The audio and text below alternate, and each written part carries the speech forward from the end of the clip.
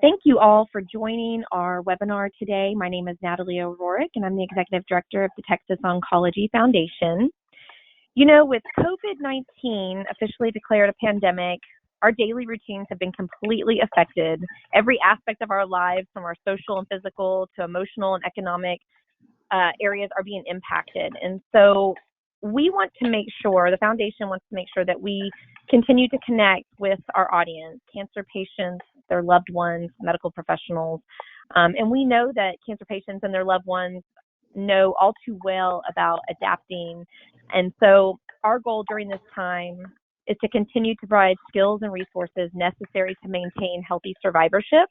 And so how we're doing that is we are going to be uploading several webinars over the next week. A few will be done live and some will be recorded, and then they will be posted and you will be alerted once those are posted. These webinar series will provide our usual recommendations for healthy living after a cancer diagnosis. So we're just excited to talk about food with limited food supplies and access to movement and wellness, stress, anxiety, managing your children. So without taking any more time, I'd like to give the mic over to Kelly Condon. She's our program coordinator. She will walk through some of our housekeeping items and talk to you about the webinar and introduce our speaker. Kelly? Thank you so much. And I just echo Natalie. Thank you all for joining us. I'm just going to go through a few quick just housekeeping tips in case you run into any technical difficulties during this presentation.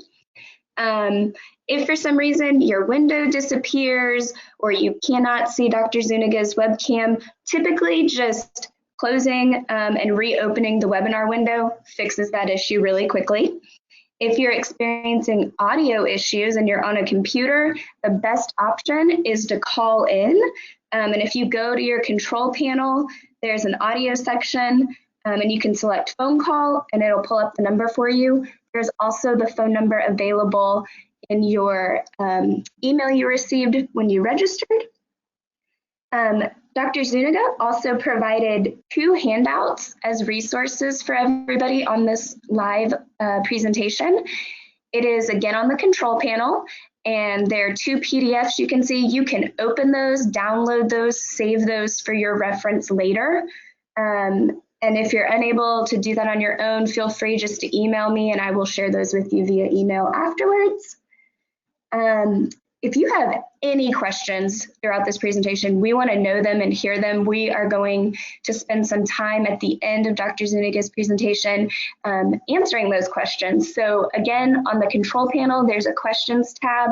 You send in any questions you have, comments you have, and at the end, we will address as many as we can get to. This webinar is being recorded, and there's going to be an online archive that will be available to view for whenever you need to reference this information, and it is on our Texas Oncology Foundation website, which is texasoncologyfoundation.org, and then you go to our programs tab, and then you'll see Survive and Thrive webinar archives located there.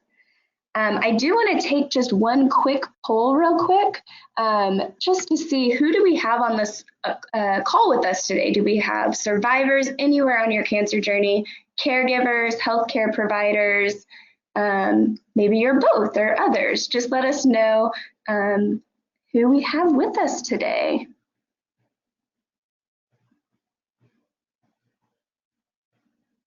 Awesome. Thank you guys so much for participating in that. We have a lot of survivors on the call as well as healthcare professionals. That's amazing. Wonderful.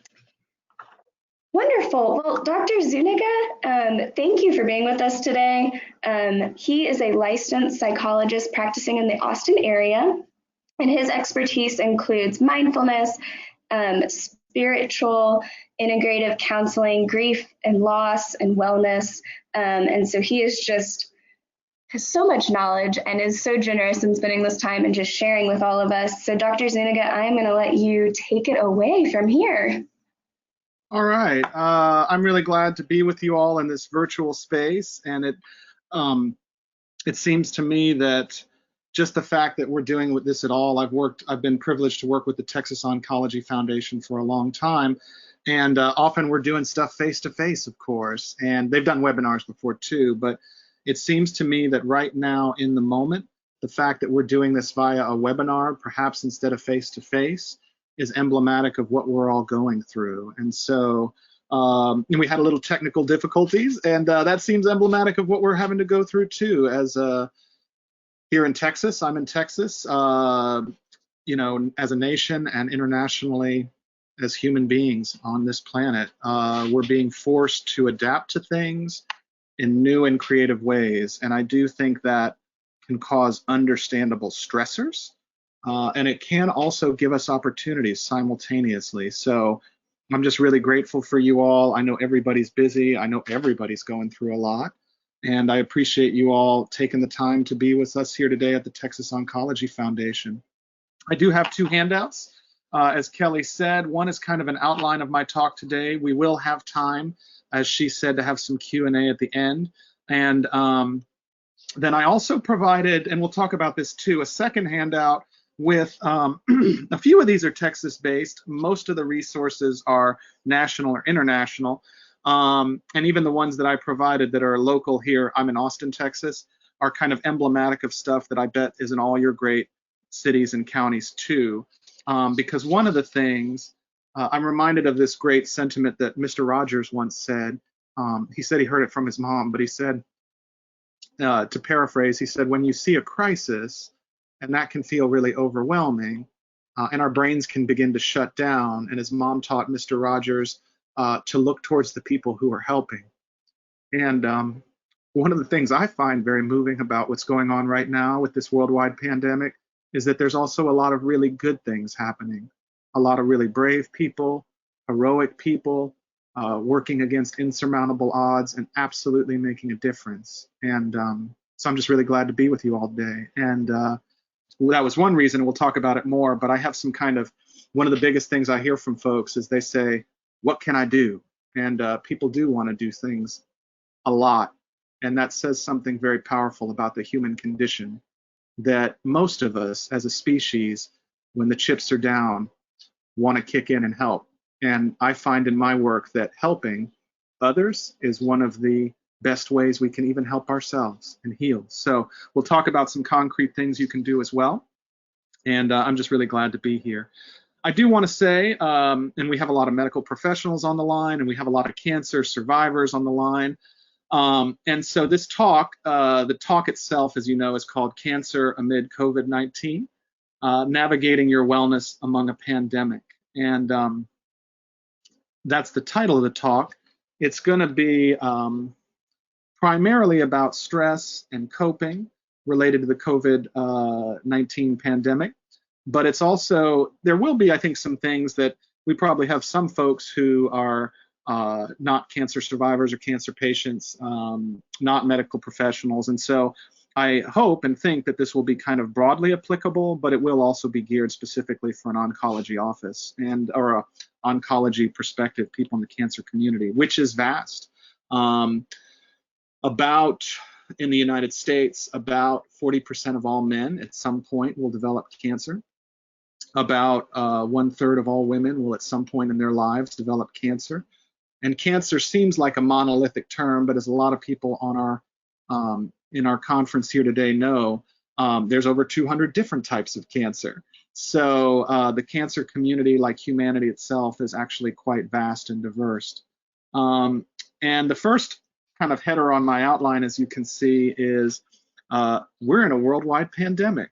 We're in unprecedented times, and it's normal to feel stressed. I'm even going to draw on my own life a little bit and share. I'm a clinical psychologist. It was also kind of as my background. Before becoming a psychologist, and this will kind of, my presentation today is interdisciplinary. I went to Harvard Divinity School. I studied comparative religion. I spent a lot of time in East Asia many years ago studying Zen Buddhism. For those of you who don't know what Zen is, I would say Zen is kind of like Unitarianism with a lot of meditation. And I was ordained as a Zen Buddhist priest, and I spent about after graduating from divinity school, I spent about 15 years working as a interfaith chaplain in palliative care, hospice care, and end-stage oncology with pediatric and adult patients, kids and adults. And that kind of inspired me to go back to school in my 40s and do a PhD in clinical psychology.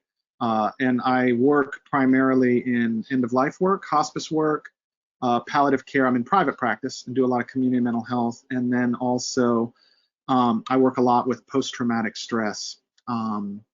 And the reason, this is pretty much end-of-life work, trauma is what I've done my whole career. And the reason I do that is because I do find, and I'm betting a lot of you have found the same thing, that the kind of stuff we're talking about today, having cancer, being a cancer survivor, I'm sure we have cancer patients on the line right now who are going through cancer treatment, chemotherapy, radiation, surgery, sometimes people who are going through these things amidst a pandemic. And we also have healthcare workers who have always been heroes. And I think our society is starting to wake up to just what amazing people they really are too. So I want to say right up front that we're in a worldwide pandemic and we're in unprecedented times. And I even noticed it's kind of weird where we're in a webinar and I'm looking at myself, which is okay. I can see my camera myself, and I'm noticing as I'm talking to you all that I'm smiling.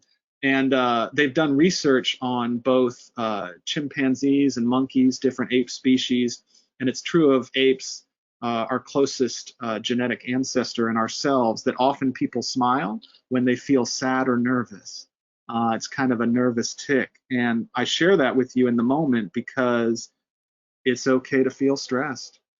I've done trauma and end-of-life work all my career. I find myself feeling stressed right now. And I included a quote at the top of your handout that I like a lot. I kind of keep it as a personal guide and also in my clinical work. The only way you can endure your pain is to let it be painful. And we'll talk a little more about this, but it's kind of a cognitive technique.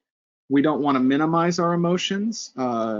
We don't want to suppress our emotions, but we also don't want to amplify our emotions. We want to let them be the way they are. Sometimes we do kind of need to cognitively turn things off and focus on a thing, but I just want to offer you, there's this idea sometimes that, I don't know, mental health workers, ministers, people who meditate, that they're these kind of, spiritual supermen who don't feel difficulty. And that's just not true. It's normal to feel stressed. It's normal to feel overwhelmed. And so I want to give you permission right off the bat to be kind to yourselves and to slow down. And another thing we're going to talk about today, I say this a lot, is everything that's biological is psychological, and everything that's psychological is biological. It works both ways. Our brain is just a part of our body. Our brain weighs about 2 to 3 pounds. And so in a sense, our brain is a tiny part of our body, and yet our brain consumes over 20% of our calories, just in general. It takes a lot of energy to worry, to be afraid, to plan.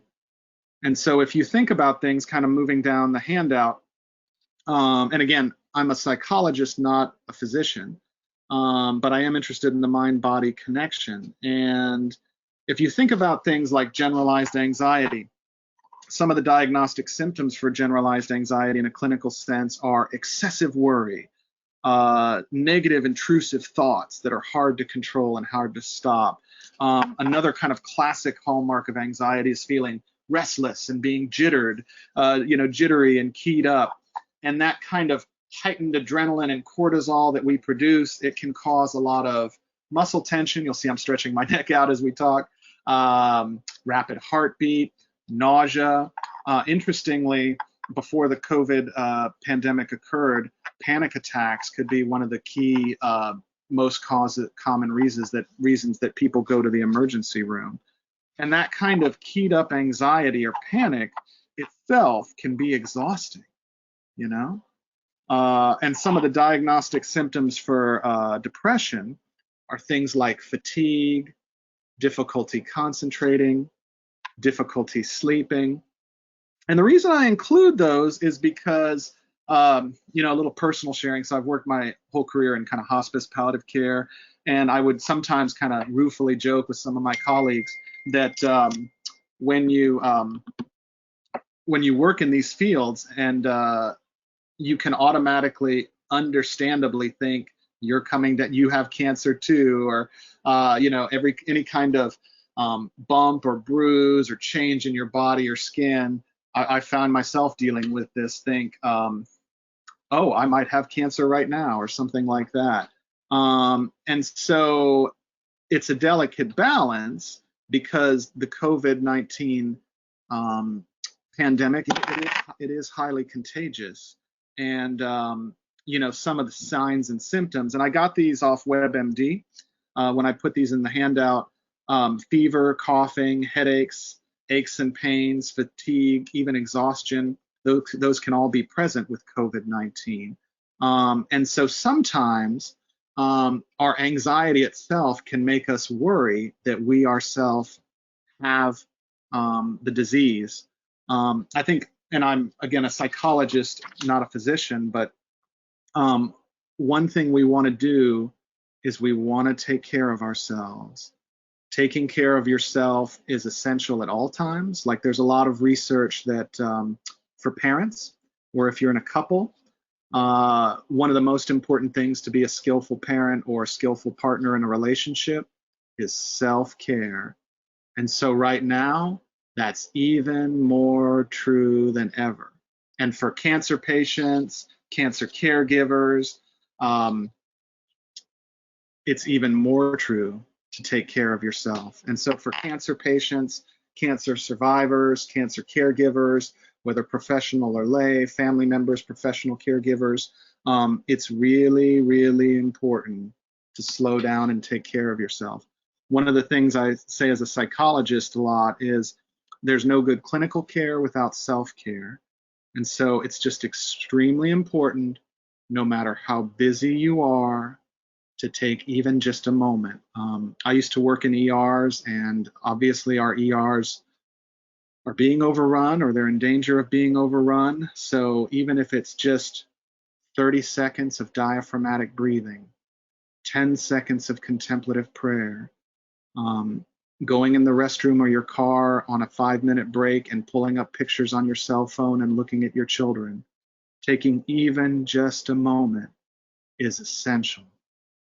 And we also want to kind of slow down and lower our expectations. I'll kind of share a silly story of myself, but some of my friends refer to me as a type A Buddhist, as a guy who tries to work hard and get stuff done, which is true. And so I have my own private practice here in Austin, Texas, and I have my own office. And the pandemic was obviously spreading. And this was before the stay-at-home order, but even so I have a lot of clients who are also in hospice work, and any cancer patient or many cancer patients are going to have compromised immune systems. Also, cancer caregivers can have compromised immune systems. And so with my clients fairly early on, we made a decision to take my practice online remotely. And I found myself having my own kind of attachments with that. We'll talk more about this, but we as a species we're meant to be together. That's how we evolved. That's how we're strongest as a species, is when we're together. And when I had to move my own psychology practice online,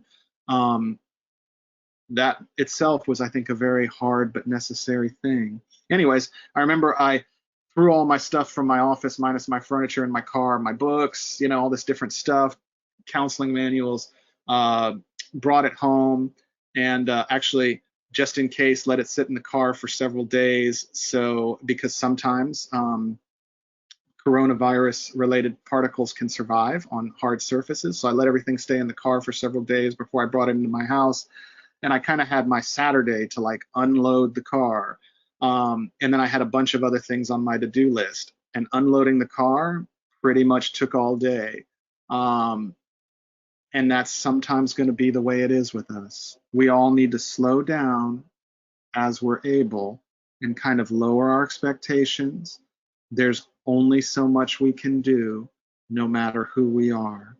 And sometimes, especially as like professional hospital workers, you have to work very, very hard.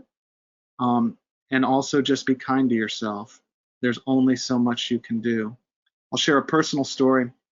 Years ago, I was working with a family who, and this may sound kind of a crazy story to hear, but people can be scared or irrational or operate on different thoughts which drive their behaviors.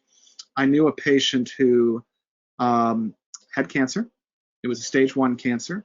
And they had cancer is scary for sure. There's no such thing as an easy cancer. But I do think the patient had a really good doctor, oncologist, and a good team. I'm biased. I was on the team, but this was when I was a chaplain. But, I think that her oncologist was very kind and sensitive and interested in her cultural background and, was warm emotionally as well as kind of technically brilliant. And the patient got diagnosed with cancer and they didn't want to do any treatment. Fairly young person in her 40s, did not want to do any treatment. And, the doctor pleaded with her, the medical team pleaded with her, and she just didn't want to do any treatment. And this was many, many years ago. But I suspect that it was just the reality of processing the fact that she had cancer was just so hard to take in. And so her cancer kept progressing.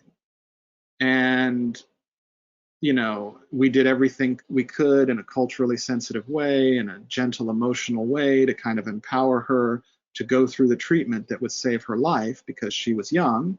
And she, her treatment regimen was not easy, but she would have had a normal life expectancy. And she just wouldn't do the treatment. And it wasn't a question of insurance or funding or anything like that, getting time off from work. None of those logistical things were an obstacle. And I myself felt really overwhelmed because I cared about this person, just like a lot of the, we have some, I'm sure, oncologists, nurses, everybody in the clinical team matters, receptionists, social workers, people techs, people who clean the room, all part of the same team. And we all want our patients to live. And this patient was not doing treatment and her cancer was progressing. And the physician actually said at one point, well, because there were a lot of medical residents who were getting training, and the physician said it in a compassionate way and kind of a medical way too. And he was like, well, you guys are seeing a very rare thing. You're seeing a stage 1 cancer that's curable potentially evolve into an incurable cancer. And so it is kind of, it sounds odd, but a medical learning opportunity, because usually somebody with this type of cancer will just live. And so the medical residents got a chance to see something that wouldn't have happened for many, many years, before their training. And I remember one day I felt really overwhelmed, and I was talking with a friend of mine, who was a nurse case manager, and I said, I feel so overwhelmed, this patient could die. And I've had many patients who died, but I felt really powerless with this patient. And my friend said something I'll never forget. She looked me right in the eye and she said, I said, we have to do something. I kept saying that in the break room, we have to do something. And my friend looked me right in the eye and she said, we are doing something. We're waiting. And that was all we could do. And that itself, I do think, was a very brave and heroic thing. So I do want to offer that too to all the medical professionals out there. I have no doubt that you are doing every single thing you can. And just the fact that you want to do everything is itself a very beautiful and noble thing. And I just want you to be kind to yourselves, because no one can do everything, no matter how technical you are. And just the fact that you're there bearing witness to your patients and giving them everything you can itself is the hero's journey. Kind of thinking too, just about all the cancer patients, cancer caregivers, people on the line. Our lives are disrupted. We've actually been kind of, we have people in different parts of the country, but many parts of the country are in kind of social isolation. social distancing, lockdown, these kind of things. And it can be kind of a strange new world. We as a species are meant to be together. Hopefully we'll have some more time to talk about this, but it's interesting. You know, we survived as a species because we evolved in a tribal way. But when we're on our own, or even if we just feel friendless or isolated, our bodies, even on kind of a neurological and physiological level, gear up for danger.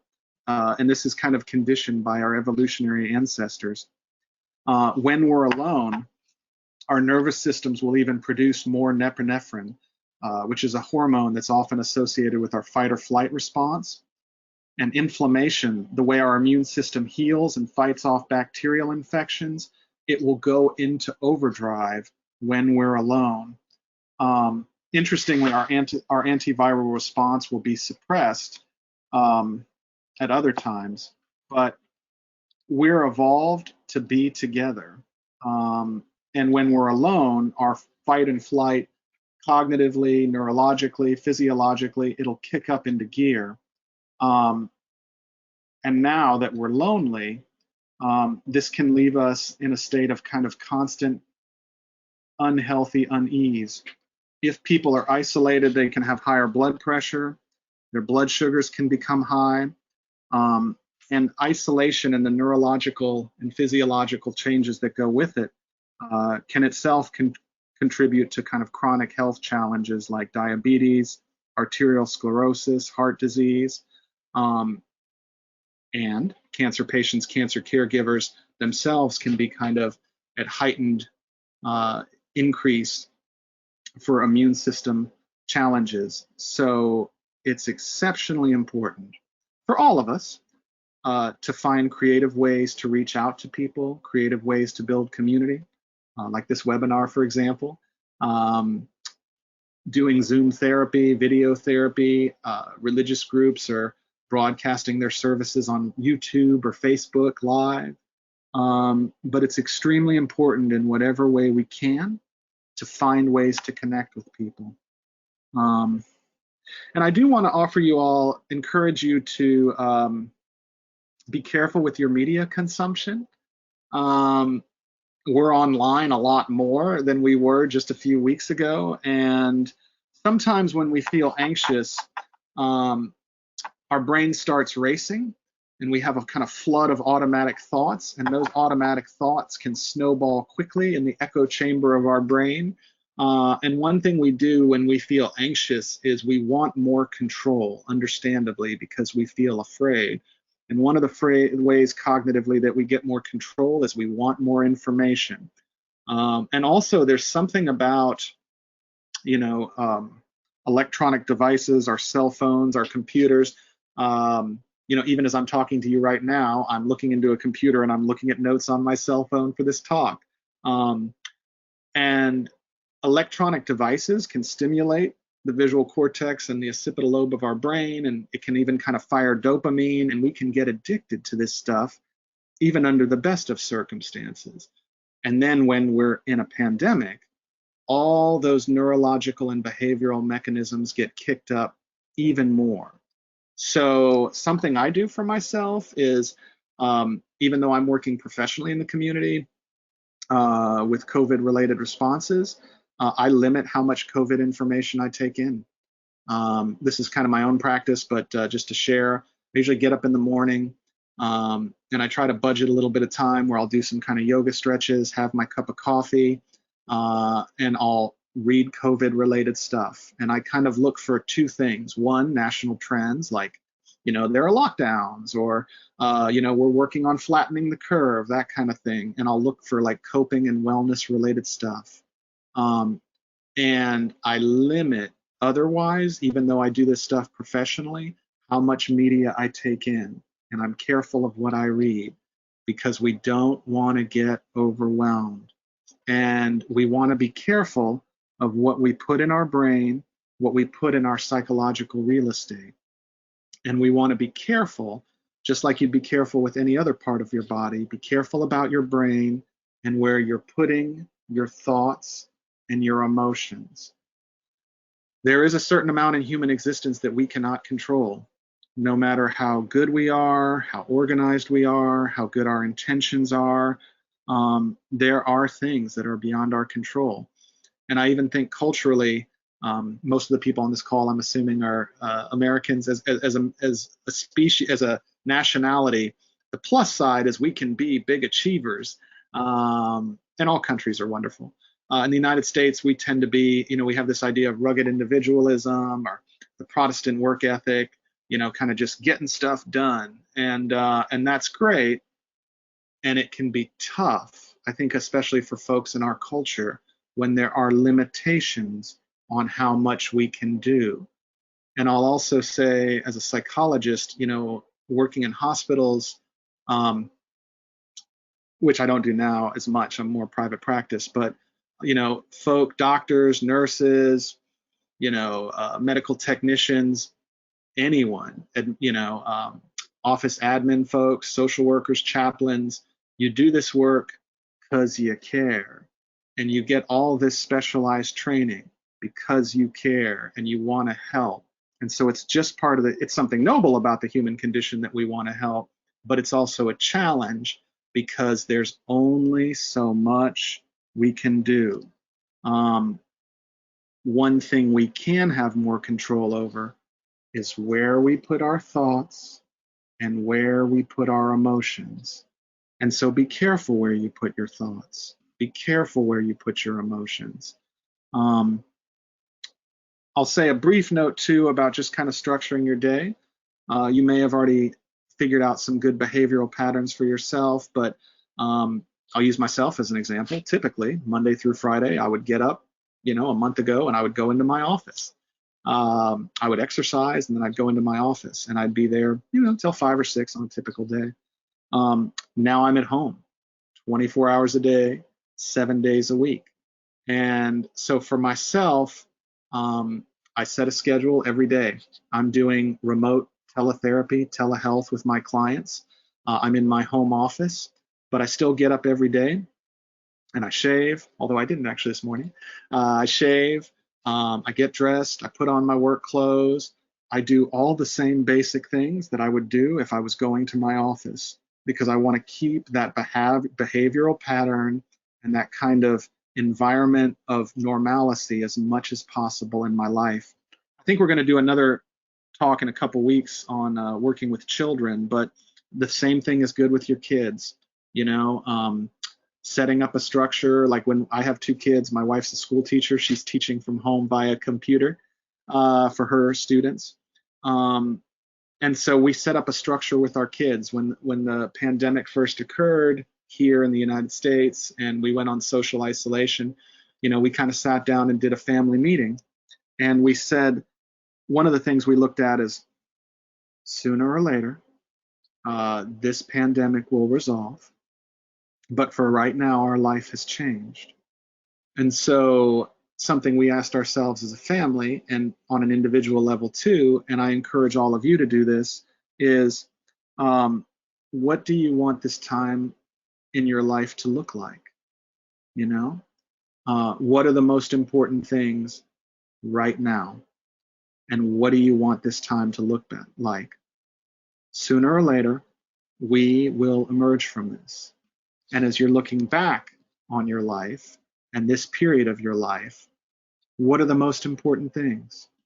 What are the things that really matter most? And how do you want your life to look? And in a similar vein, there's an idea in Asian philosophy that I like a lot. The fancy Sanskrit term is upaya, and it gets used a lot in Western psychology and forms of counseling now, which is great. Upaya, translated into English, and I think I put this on your handout, is it means skillful means. And I think sometimes we can kind of get locked in black and white thinking, dichotomous thinking, all or nothing thinking, and we can kind of say things are good or things are bad. And we can do that as caregivers, for sure, whether you're a family member or a medical staff. And for sure, there are outcomes we're working hard for, there are outcomes we want. No matter how smart we are, how hardworking we are, how much we try, there are things beyond our control. And so the question becomes, what's helpful for how you want to be in the world and what's unhelpful for how you want to be in the world. Is this skillful for what you want to work towards, or is it unskillful? But it's kind of a way to be a little self-compassionate with yourself instead of thinking about things as good or bad, a zero-sum kind of victory or fail approach. You know, what's helpful for how I want to be in the world and what's not helpful for how I want to be in the world. And so I think too, we do want to reach out to people. We want to stay engaged as much as we possibly can. Reaching out to family members, to friends, maybe a text, maybe an email. I know with some of my colleagues as a psychologist, I do a lot of professional socialization for kind of self-care and growth. And so we'll do happy hours over Zoom or, you know, video platforms. We as a family have kind of found creative ways to reach out and creative ways to socialize, because for right now we can't socialize together with other folks in the same way. These are kind of silly examples, but I'll share them. St. Patrick's Day was just a couple weeks ago, and ordinarily we'd be out with the kids and doing St. Patrick's Day stuff. That's not happening right now. And so one of the things we did, there's this Irish band that plays Celtic punk music, if you can imagine that. They're called the Dropkick Murphys, and I'm not into punk rock music, not that it's bad, but the Dropkick Murphys did a live concert with no audience, just broadcast in an empty studio, observing social distancing, and this big punk rock popular band did this free concert and streamed it all over the world. You know, there are good things happening in the world. And so we want to ground ourselves in the good. Again, be aware of where you put your thoughts and where you put your emotions, you know. I'm in Austin, Texas, as I said, and there's Austin is a bit of a film town, and there's some great kind of independent theaters like the Violet Crown or the Alamo Draft House, and they're actually doing live simulcasts of movies online that people can watch together. Another thing we did in our neighborhood, I like to think I'm a Texan. Texans love their Christmas lights, probably everywhere they do. But on our street, we've put up Christmas lights. Not a lot, don't want to strain the power grid, but just put up a little, you know, for maybe a doctor, nurse, first responder, somebody working in a warehouse, UPS, storage clerk, somebody in the supply chain, you know, late at night. They drive through South Austin, they can see some Christmas lights, you know? And I say that too because as adults, just in general, it's a funny thing being an adult. Once you become an adult, we kind of lose our ability to be playful, to be spontaneous, to be joyful. And we kind of only play in like ways that are kind of culturally sanctioned to be okay, like watching sport events or whatever, which is fine, it's good stuff. But play is often how we learn, how we develop interpersonal skills, how we alleviate stress, even in our physical bodies. And so I encourage everyone, as much as you can, to find some way to be creative, find some way to be playful, find some way to reach out and make connection with other people. And that's another kind of thing too, whether we're caregivers, cancer patients. There's a great book called Man's Search for Meaning. It's by Viktor Frankl. Probably a lot of you have read it. It's Viktor Frankl was a psychiatrist. He was in the Holocaust. You know this from reading the book jacket. Over half his family, I think, was killed in the Holocaust. I think his parents were killed. I think his spouse, if I'm remembering correctly. And he was in the most horrific of conditions. And what Viktor Frankl did was he kind of thought to himself, how do I want to respond to what's happening around me? And he defined his purpose as surviving, if he could, so he could help other people. And he created this amazing system of counseling called Logotherapy. Logo, Greek word meaning word or discourse. And Viktor Frankl, this famous psychiatrist, his belief was that you could help people psychologically by finding a purpose. And one of the big ways that he felt that people could find a purpose or endure the most horrific of things was by helping other people or by creating art. And one of the things that Viktor Frankl said was, there's a lot that we can't control in human existence, but one of the things we can control is how we respond to a situation.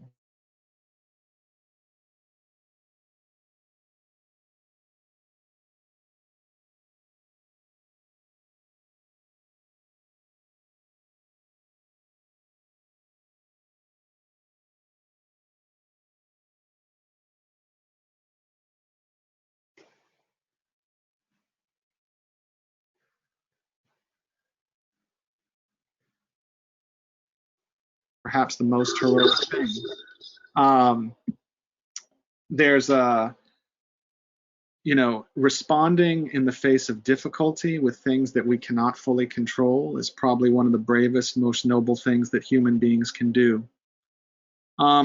There's an idea too in terms of coping I wanted to share with you. There's an idea in Asian philosophy that we call the three jewels. And the three jewels in Asian philosophy are kind of, you need teachers, you need practices and community. And sharing in my own life, my whole career has been kind of end-of-life work, trauma work, and the way I cope with what I do, one of the things is I have people I rely on. I've done therapy. I think all therapists should be in therapy at some point in their life. Therapy is also about wellness and growth. But maybe your teacher is a therapist or a minister or a mentor or an exercise coach or a physical therapist or your writing group leader or your group therapy. But we all need guides. We all need people who can provide assistance. And that's not a sign of weakness. That's actually a sign of healthiness. It takes strength to ask for help. I think especially in an individualistic culture like the United States, we all need help. And so one of the things is making sure you have people you can rely on. And then we all need some kind of system, some, religion, spirituality, philosophy, but some kind of idea that helps us make sense of the world. Right now, we're in a worldwide pandemic. There are unskillful things and there are bad things that happen in the world too. And so we all, to cope, we need teachers and guides, whatever that looks like for you. We need some kind of philosophy that helps us make sense of the world. Albert Einstein, the physicist, to paraphrase him, he once said that he felt so interconnected with every being and thing in the world that he feared not the passing of any being or thing, including himself. And he said he came to that profound understanding through the study of physics and studying the universe. Carl Sagan said a similar thing. He had this famous quote where he said, "We're all stardust," basically meaning that the individual matter in our bodies on a cellular level is essentially the same with ancient stars throughout our galaxy. And so whether it's physics or religion or spirituality or existential philosophy, whatever it is, to cope, in addition to teachers, is we need some system of spirituality, something that makes sense of a world where a pandemic is upon us. How do we understand this world? And then also we need practices, things we do that make our ideals, our philosophy, our spirituality, lived experiential reality. We often kind of think about beliefs, which are great, religious beliefs, spiritual beliefs. Beliefs are kind of like cognitions. They're thoughts that occur in our brain. And that's good. And that's something you can ground yourself with. But also, I think the big key, and I say this as a psychologist, is from a behavioral perspective or an interpersonal perspective. What helps your beliefs, your thoughts, your philosophy, your spirituality become the lived experiential reality.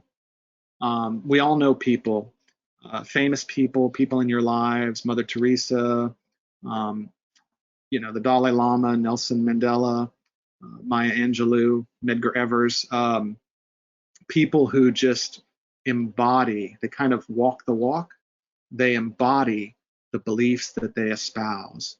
And the question for you, you're Christian, you're Muslim, you're Jewish, you're secular humanist, physicist, you're Buddhist, you're Hindu, whoever you are, I think they can all be skillful, having worked with people from all those traditions. I think they're all healthy from a psychological perspective. But what helps your beliefs become a lived experiential reality? For me, that would primarily be exercise and meditation, contemplative. Interestingly, Rick Hansen is a neuropsychologist who cites some data that nuns who do contemplative prayer, the parts of their brain that are associated with attention and concentration become thicker in a completely normal, natural, healthy, organic way. In other words, our brain is just a part of our body, like we were talking about earlier. It's a muscle, and just like when you exercise, you can tell I'm not a weightlifter if I do this. If we exercise, we work the muscle and then we get blood flow, oxygen, nutrients to it, which make the muscle get bigger. Our brain is the same way. And so, there's some kind of initial data suggesting that that nuns who do contemplative prayer, focusing in a meditative way, that the neural connections in your brain with attention and concentration become stronger. Literally, you're using it and not losing it. You're using it and making it stronger. So again, in terms of coping, this idea is, how do we cope with something immense like a worldwide pandemic, or having cancer amidst a worldwide pandemic, or being a caregiver amidst a worldwide pandemic?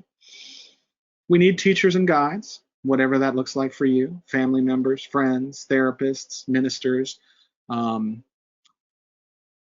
We need a philosophy or spirituality, some kind of cognitive template, physics for Albert Einstein, whatever it is, that helps us make sense of the world. And then we need behavioral practices that help make those cognitions a lived experiential reality that impacts our behaviors and our emotions and our interpersonal relationships. And then the last thing in the three jewels in Asian philosophy is the idea of community. We all need community, kind of like we were talking about earlier. And if you're isolated, you're more likely to have higher blood pressure or higher blood sugar levels. Interesting, some studies that just looking at a picture of someone you care about can make positive neurological changes, like maybe increase your serotonin or your oxytocin, or relax your skeletal muscle tension. And so finding creative ways, video conferences, video therapy, streaming meditation groups or church services on YouTube, texting, finding ways to build community is extremely important and even life-saving. And I'll say real quick, we still have a little bit of time. I want to allow time for question and answers, but one of the things we talk about is people often say to me, I want to do something that can help. And one of the ways we find healing, if we're active, if we can stay engaged, that's good for us psychologically amidst these challenging times. One thing I do want to say real quick right off the bat is, just by taking care of yourself, you are helping the species. This is really a time where we can see that we are all interdependent. We are all interconnected. Social isolation can feel really painful. It can be very sad.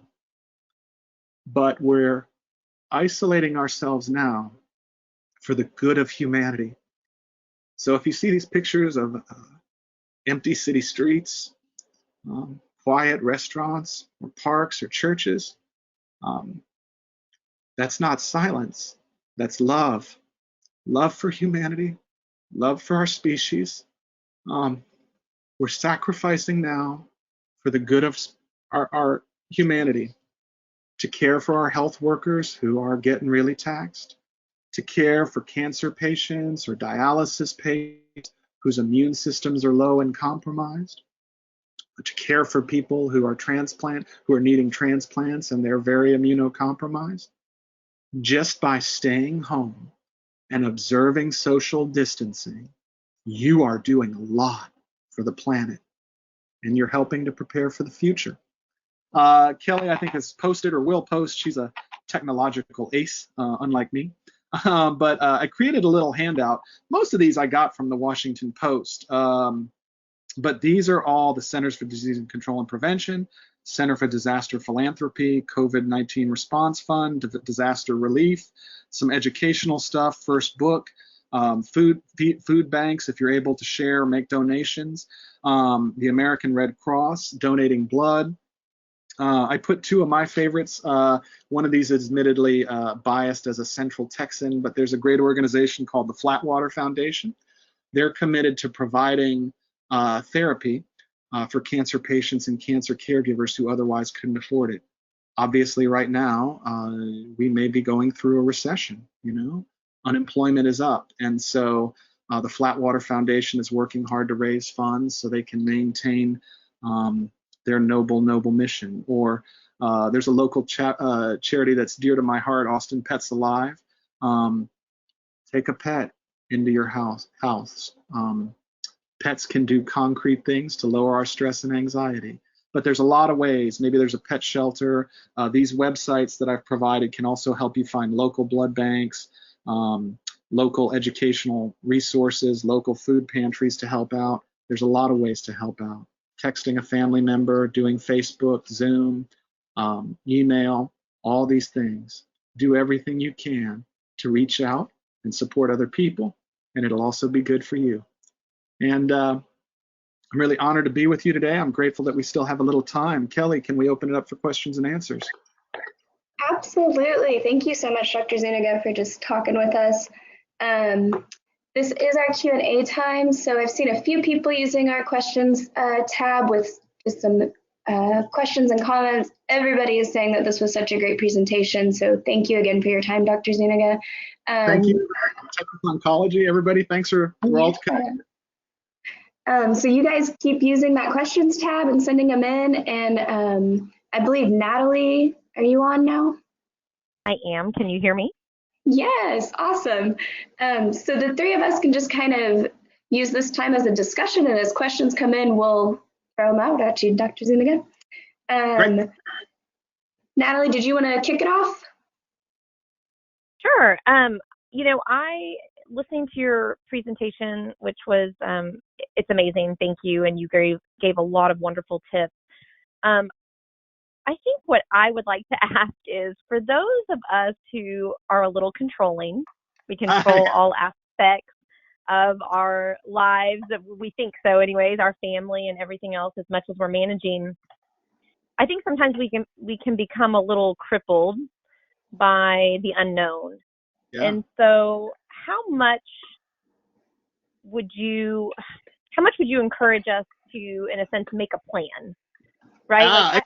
Not becoming debilitated by, and not running 5, 10, 20 different what if scenarios, but is it healthy to run some different options and scenarios and in a sense plan for some of the unknown? Sure. Well, this is a good example.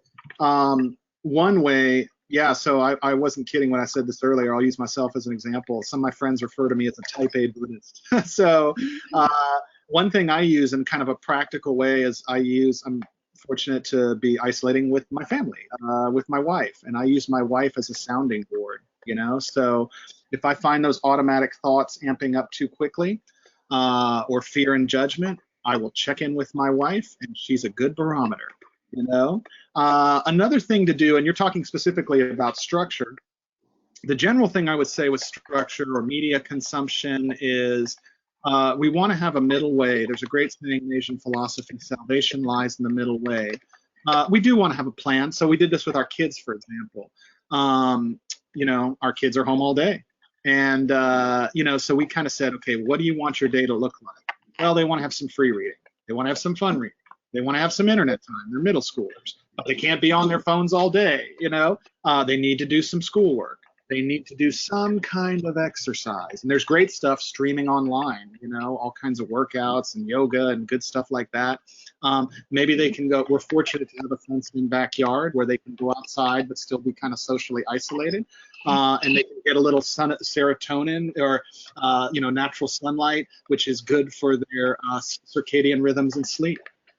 So my basic answer, your question's a great one, is have a schedule, have a structure, but don't be too rigid about it, and also be forgiving about it, and also kind of check in with your general functioning. How is my mood? How is my behaviors? How is my sleep? Am I getting what I need to get done during the day done? And how is the schedule, helpful to you? Yeah, it's a great question. Thanks. Kelly, do you have a question? Yeah, so I do have a few, but there's one that came in while you were talking, and you were talking about your routine, and you mentioned that meditation is part of yours. Are there any apps that you would recommend just to help guide people? So I'll say real quickly, meditation is one of my main things as a psychologist and just also in my personal life. So I'll just speak briefly, but the reason I'm smiling so much is because I love meditation. A couple quick things specifically. There are several good apps out there that you can just get on your phone. Calm, Insight Timer, or the Insight app. There's another one, 10% Happier. There's several good ones. And I think we might have, at the recent conference, Kelly, I wish I could pull them up. There's a fourth one. I always forget. I could probably pull it up. But there's several good apps you can get on your phone. Calm, 10% Happier, Insight Timer. Those are 3 of the 4 that I always recommend. Another one I do want to offer, because it's completely free of charge, on my website, which is at the top of the www.drdavidzuniga.com. I work with a documentary filmmaker, and it's just my voiceover. Got original footage of like California, the Pacific Ocean, Galveston in Texas, parts of Texas, Galveston, and then there's 6 free, and I mean completely free, you don't need to sign up for an email list or anything, videos of guided meditation, about 2 hours worth, and there's all kinds of good stuff on YouTube. There's different forms of meditation, and meditation is a lot like sports. You use like an athlete uses different parts of their body. As a meditator, you're using different parts of your brain. You use different parts of your body as an athlete for different athletic goals. As a meditator, you're training your brain. You're literally training your thoughts and emotions to get more powerful. And a great thing about meditation, especially during the social isolation, meditation, you can do it anytime, anywhere, for any period of time. I'm actually going to be starting an online YouTube meditation group in a couple weeks. There'll be information on my website about that. But you can meditate with others. You can meditate alone. I'm actually going to meditate with Zoom with some friends this weekend remotely. So Calm, Insight Timer, 10% Happier. There's multiple free videos on my website. There's other good stuff out there too. Jon Kabat-Zinn is a great resource for mindfulness meditation, but you can do it anytime, anywhere, and it's a research-based way to deal with things like depression, anxiety, panic attacks, as well as wellness. That's awesome. And I really loved, you touched on this when you were, talking about, getting your routines in place and, monitoring, be careful what we're reading, be careful what we're putting into our minds, where are we deciding to put our thoughts and our emotions. And you said ground ourselves in good. And this is such a silly example of that, but it made my week so much lighter.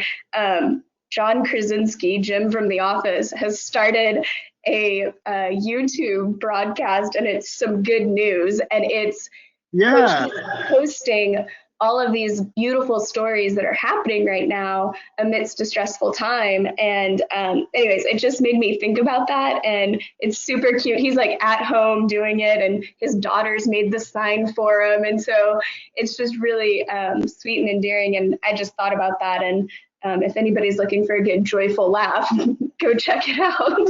Awesome. I'm going to check that out.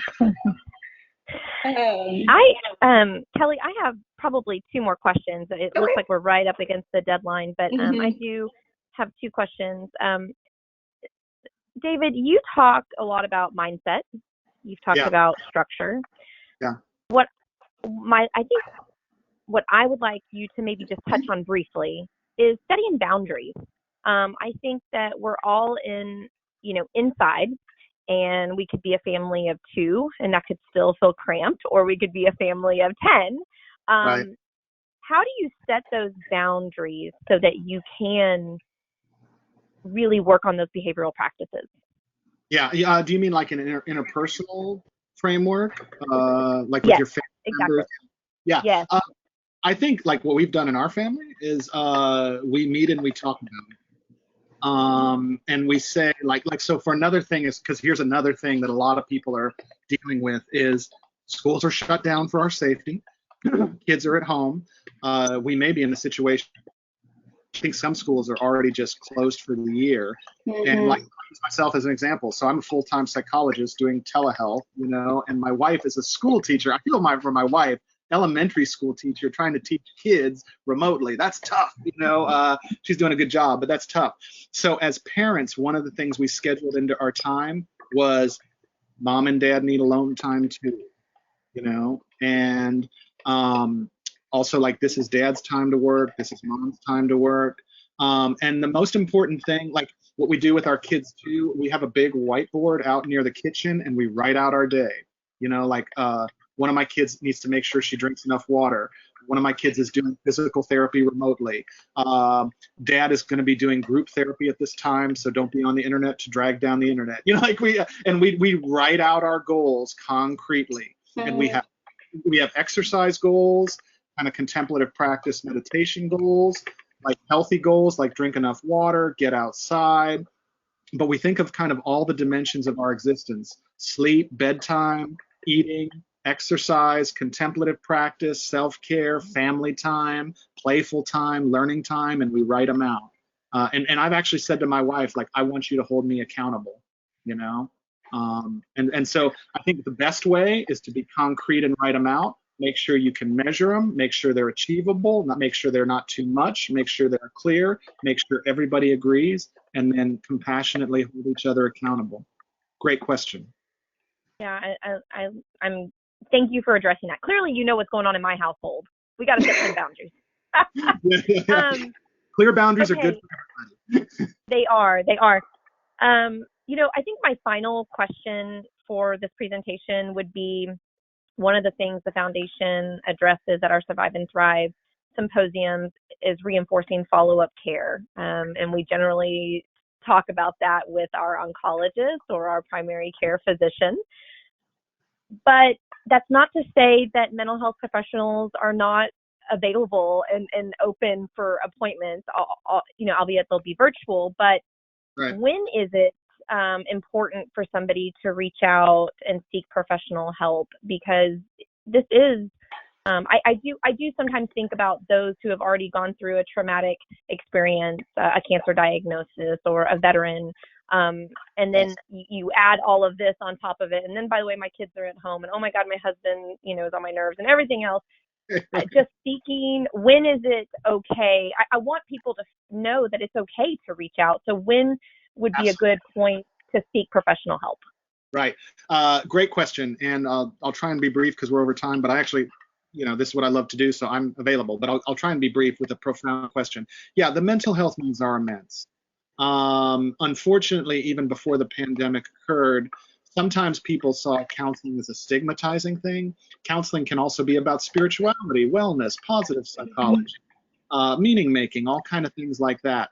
Even before the pandemic, depression, anxiety, trauma were hugely common. And you're absolutely right that, the clinical definition of trauma is there's a threat to your existence, or there's a threat to somebody you care about, and then you re-experience it. And there's some other things too, but that's kind of trauma in a nutshell. Having a cancer diagnosis, being a caregiver, whether you're a family member, friend, or a professional, post-traumatic stress is ripe in these circumstances. So even before the pandemic, mental health, and people, for example, who have clinical depression have shorter life expectancy. Counseling is literally life-saving. Our brain is a part of our body. Our thoughts and emotions absolutely impact our physical health, especially true for cancer patients and professional caregivers. Being a healthcare worker is a risk factor for post-traumatic stress. So if you find yourself, I mean, one way to think of it just concretely is look at your behaviors. Are you in the world the way you want to be in the world? Are you having changes in appetite and you're, comfort eating too much that's not healthy, or not eating enough because you're so sad?